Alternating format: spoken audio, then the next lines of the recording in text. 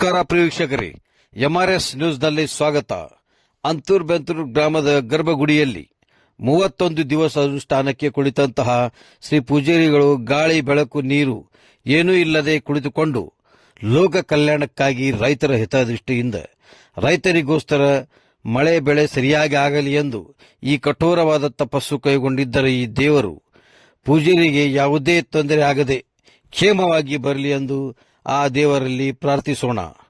ಪೂಜಾರಿಗಳು ಗರ್ಭಗುಡಿಯ ಬಾಗಿಲನ್ನು ಜುಲೈ ರವಿವಾರ ದಿವಸ 5/7/2026 ಬೆಳಗ್ಗೆ 9:30 ಗಂಟೆಗೆ ಪೂಜೆ 10 ಗಂಟೆಗೆ ಅನುಷ್ಠಾನಕ್ಕೆ ಕುಳಿತಂತ ಪೂಜಾರಿಗಳು ಬಾಗಿಲಿಂದ ಹೊರಗೆ ಬರುತ್ತಾರೆಂದು ನೋಡಲು ಬಂದಂತಹ ಸಾವಿರಾರು ಜನರ ಭಕ್ತರ ಜನಸಾಗರವನ್ನು ನಾವಿಲ್ಲಿ ನೋಡಬಹುದು.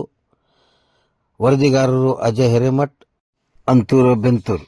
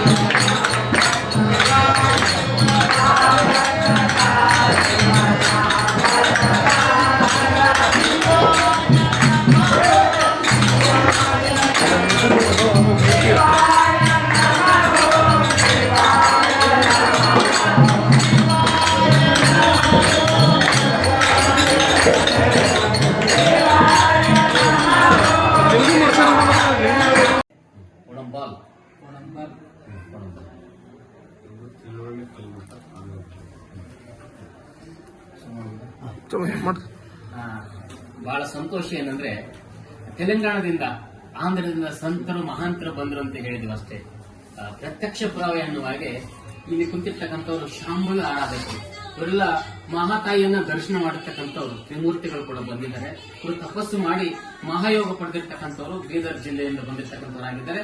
ಅವರು ರಾಚೋಟಿ ಶಿವಾಚಾರ್ಯ ಶಿಷ್ಯರು, ಅವರಿಗೆ ದೀಕ್ಷೆಯನ್ನು ಕೊಟ್ಟಿದ್ದಾರೆ. ಅವರು ಪಟ್ಟಾಧಿಕಾರ ಮಾಡ್ತಕ್ಕಂಥ ಯೋಗನೂ ನಮಗೆ ಕೊಟ್ಟಿದ್ರು. ಅದ್ರ ಜೊತೆಗೆ ಅವರು ಆಂಧ್ರದಿಂದ ಬಂದಿರತಕ್ಕಂಥ ಪರಮ ಪೂಜ್ಯ ತಿಳುವಳಿ ಕಲ್ಮಡ ಶ್ರೀಗಳು ಈಗ ಪೂಜ್ಯರು ಯೋಗದ ಬಗ್ಗೆ, ಅನುಷ್ಠಾನದ ಬಗ್ಗೆ ಹೇಗಿರುತ್ತೆ ಅಂತಕ್ಕಂಥ ಇವರು ಅನುಭವಿಸಿದ್ದಾರೆ. ಇವರು ಕೂಡ ತಿಂಗಳಾನುಗಟ್ಟಲೆ ಅನುಷ್ಠಾನ ಮಾಡಿರ್ತಕ್ಕಂಥ ಪರಮ ಪೂಜ್ಯರು.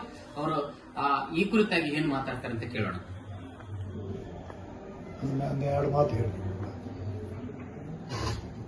ತ್ರೈಲೋಕ್ಯ ಸಂಪದಾಲಯಕ್ಕೆ ಸಮುಲ್ಲೇಖನವಿತ್ತಯೇ ಸಚ್ಚಿದಾನಂದ ರೂಪಾಯ ಶಿವಾಯ ಬ್ರಹ್ಮಣೇ ನಮಃ. ಜಗದಾದಿ ಜಗದ್ಗುರು ಪಂಚ ಆಚಾರ್ಯರನ್ನ ರೂಮದಲ್ಲಿ ಸ್ಮರಣೆ ಮಾಡಿಕೊಂಡು ಯಾವ ಇವತ್ತಿನ ನಮ್ಮ ಗುರು ಬಂಧುಗಳಾಗಿರ್ತಕ್ಕಂಥ ರಾಚೋಟೇಶ್ವರ ಶಿವಾಚಾರ್ಯ ಅಜ್ಜನವರ ಶ್ರೀಚರಣಕ್ಕೆ ಅನಂತ ಕೋಟಿ ನಮಸ್ಕಾರಗಳನ್ನು ಸಲ್ಲಿಸುತ್ತಾ, ಇವತ್ತಿನ ದಿವಸ ನಾವೆಲ್ಲರೂ ನಮ್ಮ ಸ್ವಾಮಿಗಳ ಬಳಗವೇ ಇವತ್ತಿನ ದಿವಸ ಅಂತೂರು ಬೆಂತೂರಿಗೆ ಬಂದದ್ದು.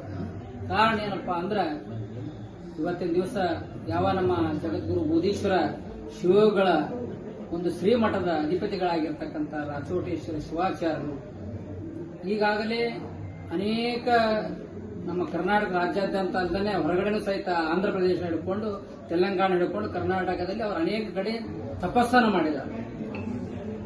ಇವತ್ತಿನ ದಿವಸ ಸ್ವಾಮಿಗಳು ಸಿಗಬಹುದು, ಕಾಲೇಜು ಕಟ್ಟೋರು, ಸ್ಕೂಲ್ ಕಟ್ಟೋರು ಅನೇಕ ಇವತ್ತಿನ ದಿವಸ ಬೇಕಾದ ಮಾಡುವಂತವ್ರು ಸಿಗ್ತಾರ. ಆದ್ರ ಅನುಷ್ಠಾನ ಮಾಡತಕ್ಕಂಥ ಸ್ವಾಮಿಗಳು ಸಿಗೋದು ಬಹಳಷ್ಟು ಕಠಿಣ. ಯಾಕಪ್ಪ ಅಂದ್ರ ವೇದಾಂತ ಶಾಸ್ತ್ರ ಪುರಾಣ ಪುಣ್ಯ ಕಥೆ ಹೇಳಾಕ್ ಬರ್ತಾರೆ, ಆದ್ರೆ ತಪಸ್ಸು ಅಂತಕ್ಕಂಥ ಈ ಮಾತನ್ನ ವರ್ಣನೆ ಮಾಡ್ಲಿಕ್ಕೆ ಸಾಧ್ಯ ಇಲ್ಲ. ಅದನ್ನ ಅನುಭವಿಸಬೇಕು, ಜಗತ್ತಕ್ಕೆ ಇವತ್ತಿನ ದಿವಸ ತೋರಿಸಬೇಕು. ಒಂದು ಒಪ್ಪತ್ತು ಊಟ ಇಲ್ಲ ಅಂದ್ರೆ ಮನುಷ್ಯ ಹೆಂಡ್ರ ಮಕ್ಕಳಿಗೆಲ್ಲ ಬಾಯಿಗೆ ಬಂದಾಗ ಅವ ಶಬ್ದ ಬೈತಾನ. ನಮ್ಮ ಶರೀರದ ವ್ಯಾಧಿ ವ್ಯಸನ ಬಾಧೆಗಳನ್ನು ತಾಳಕ್ಕಾಗಲ್ಲ. ಅನ್ನಮಯ ಶರೀರ. ಇವತ್ತಿನ ದಿವಸ ಅನ್ನ, ನೀರು, ಗಾಳಿ, ಬೆಳಕನ್ನ ಬಿಟ್ಟು ಈ ಜನಸಾಗರವನ್ನ ಬಿಟ್ಟು ಭವಸಾಗರವನ್ನ ಗೆದಲಿಕ್ಕಾಗಿ ಪರಮಾತ್ಮ ನನಗೇನೂ ಬೇಡ, ಬೂದೀಶ ನಿನ್ನ ದರ್ಶನ ಆಗಬೇಕು ಅಂತಕ್ಕಂಥ ಒಂದೇ ಉದ್ದೇಶವನ್ನು ಇಟ್ಟುಕೊಂಡು ಗುರುಗಳು ಇವತ್ತಿನ ದಿವಸ ಇಲ್ಲಿ ಬೂದೀಶ್ವರ ಮಠದಲ್ಲಿ ಅನುಷ್ಠಾನವನ್ನು ಮಾಡ್ತಾ ಇದ್ದಾರೆ. ಮಹಾ ಕಠೋರ ಅನುಷ್ಠಾನ. ಬರೀ ಕುತ್ಕೊಂಡು ಏನಪ್ಪಾ ಅಂದ್ರೆ ಇದು ಊಟ ತಿಂಡಿ ಹಾಲು ಹಣ್ಣು ತಿಂದು ಅನುಷ್ಠಾನ ಅಲ್ಲ, ನಿರಾಹಾರ ಹಠಯೋಗ. ಆದ್ರಿಂದ ಇಂಥ ಹಠಯೋಗಿಗಳು ಬಹುತೇಕ ಬಹಳಷ್ಟು ಕಡಿಮೆ ಅದಾರ. ಆದ್ರಿಂದ ಎಲ್ಲಾ ಸಾಧು ಸಂತರು ಇವತ್ತಿನ ದಿವಸ ಏನಪ್ಪಾ ಅಂದ್ರ ಮಠ ಮಂದಿರದಲ್ಲಿ ಇರ್ತಕ್ಕಂಥವ್ರು ಪೂಜಾ ನಿಷ್ಠಾವಂತ ಸ್ವಾಮಿಗಳಾಗಬೇಕು, ಅನುಷ್ಠಾನ ಮೂರ್ತಿಗಳಾಗಬೇಕು, ಮಹಾ ತಪಸ್ವಿಗಳಾಗಬೇಕು ಅಂತಕ್ಕಂಥ ಎರಡು ಮಾತನ್ನು ಹೇಳ್ತಾ ಇದ್ದೇನೆ. ಇವತ್ತು ಅನುಷ್ಠಾನದ ಉದ್ದೇಶ ಸರ್ವೇ ಭವಂತು ಸುಖಿನಃ ಸರ್ವೇ ಸಂತು ನಿರಾಮಯ. ಲೋಕ ಎಲ್ಲರಿಗೂ ಜಗತ್ತಕ್ಕೆಲ್ಲ ಮಳಿ ಬೆಳೆಗಳಾಗಲಿ, ಒಳ್ಳೆ ರೀತಿಯಾಗಿ ಏನಪ್ಪಾ ಅಂದ್ರೆ ಜಗತ್ತಕ್ಕೆ ದಾಸೋಹ ದಾನ ಧರ್ಮಾದಿಗಳ ನಡೀಲಿ ಅಂತಕ್ಕಂಥ ಮಾತು. ಈಗಾಗಲೇ ಅನೇಕ ವರ್ಷಗಳ ಹಿಂದಿನ ಕೊರೋನಾ ರೋಗಗಳು ಇಂಥವೆಲ್ಲ ಅನೇಕ ರೋಗಗಳು ಬಂದವು. ಆದ್ರಿಂದ ಇವತ್ತಿನ ದಿವಸ ತಪಸ್ವಿಗಳು ತಪಸ್ಸನ್ನು ಮಾಡೋದ್ರಿಂದ, ಜಪ ತಪಾದಿಗಳನ್ನು ಮಾಡೋದ್ರಿಂದ ಏನಪ್ಪಾ ಅಂದ್ರೆ ರೋಗ ರುಜಿನಾದಿಗಳು ಮುಂದೆ ಬರದಂಗ ಆಗ್ತಾವ. ಆ ಉದ್ದೇಶ ಇಟ್ಟುಕೊಂಡು ಸರ್ವರಿಗೆಲ್ಲ ಒಳ್ಳೇದಾಗಲಿ ಅಂತೇಳಿ ಗುರುಗಳು ಇವತ್ತು ನಿರಾಹಾರ ಹಠಯೋಗ ಅನುಷ್ಠಾನವನ್ನು ಮಾಡ್ತಾ ಇದ್ದಾರೆ. ಯಾರನ್ನ ಮಾತಾಡ್ತಿರೋದು? ಈಗ ತಪಸ್ಸು ನೀವು ಕುಂತಿದ್ರು ಮಾಡಿದ್ರು ಅಂತ ಹೇಳಿದ್ರಿ. ಅಲ್ಲಿ ಏನು ನಿಮ್ಮ ಅನಿಸಿಕೆ, ಅಲ್ಲಿ ಕುಂತಾಗ ಏನು ತೊಂದರೆಗಳಾಗಲಿ ನಿಮಗೇನು ಅನಿಸಿಕೆ ಇರ್ತಿತ್ತು ಏನು ಅನ್ನೋದನ್ನು ಒಂದು ಎರಡು ವಾಕ್ಯದಲ್ಲಿ. ನಾನು ಬೆಳಗಾವಿ ಜಿಲ್ಲಾ ಬೈಲಹೊಂಗಲ ತಾಲೂಕು ಮಾಸ್ತಮರಡಿ ಅಂತಕ್ಕಂಥ ಒಂದು ಗುಡ್ಡಗಾಡ ಪ್ರದೇಶ. ಅಲ್ಲಿ 185 ಫೂಟ ಉದ್ದದ ಗವಿ ಒಳಗ 6 ತಿಂಗಳು ಅನ್ನ ನೀರು ಗಾಳಿ ಬೆಳಕಲ್ಲಿದ್ರೆ ನಿರಾಹಾರ ತಪಸ್ಸನ್ನು ಮಾಡಿರ್ತಕ್ಕಂಥ ಇದು ಉದ್ದೇಶ. ಅಲ್ಲಿ ಅನುಭವಗಳನ್ನು ಹೇಳಬೇಕಾದ್ರೆ ಅದು ಹೊರಗಡೆ ಹೇಳೋದನ್ನ ಅಷ್ಟೊಂದು ಬರೋಬರ ಅನ್ಸಂಗಲ್ಲ. ಅದು ಒಳಗಡೆ ಕುತ್ಕೊಂಡು ನಾವು ಅನುಭವಿಸಿದವ್ರಿಗೆ ಗೊತ್ತಿರ್ತದೆ. ಯಾಕಪ್ಪ ಅಂದ್ರ ಶರೀರವೆಂತೆಂಬ ಹೊಲನ ಹಸನವ ಮಾಡಿ ಪರತತ್ವವನ್ನು ಬೆಳೆದ್ರು ನೀವು.